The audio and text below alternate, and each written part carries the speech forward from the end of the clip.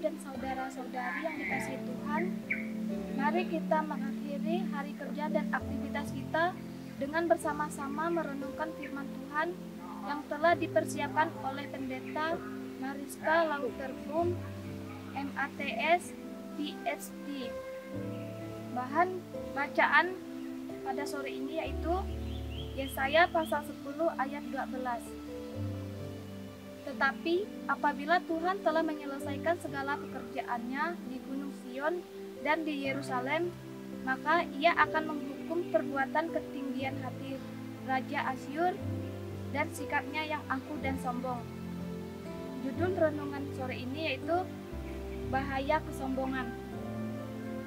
Pernahkah kita menyombongkan diri atas sesuatu hal yang terjadi pada kita atau atas pencapaian tertentu dalam hidup kita? Pernahkah kita menjadi tinggi hati karena keberhasilan kita? Ketinggian hati dan kesombongan adalah karakter tidak berkenan di hadapan Tuhan. Ada bahaya yang mengintai ketika seseorang menjadi tinggi hati dan sombong.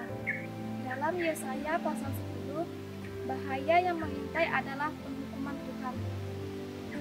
Siapakah Raja Asyur yang tinggi hati dan sombong itu yang dikisahkan Yesaya pasal 10?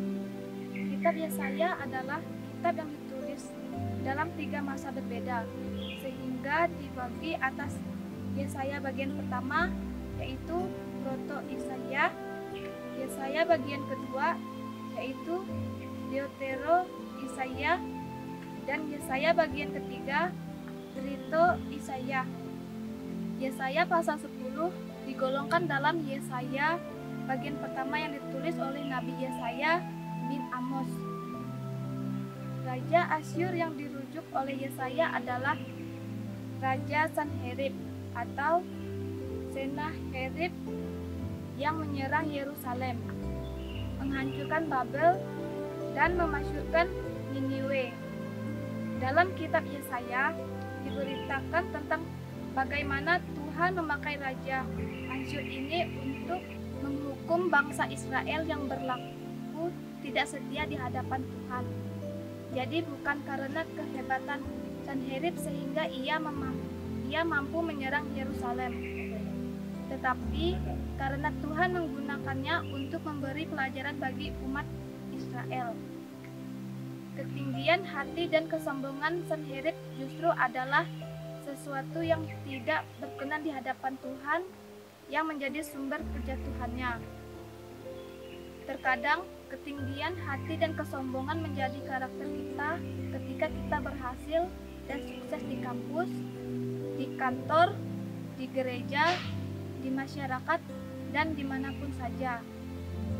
Terkadang ketika kita menolong orang lain, kita merasa bangga hati, dan akhirnya membuat kita sombong dan menganggap diri kita lebih berharga dan berarti dibandingkan orang lain. Terkadang kita hidup di dalam kesombongan rohani karena merasa paling aktif di gereja dan paling taat berdoa dan beribadah.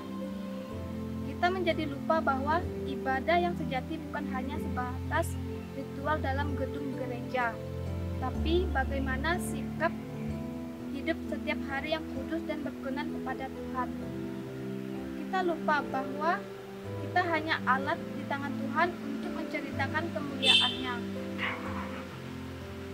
Bahaya kesombongan dan ketinggian hati adalah hidup jauh dari Tuhan.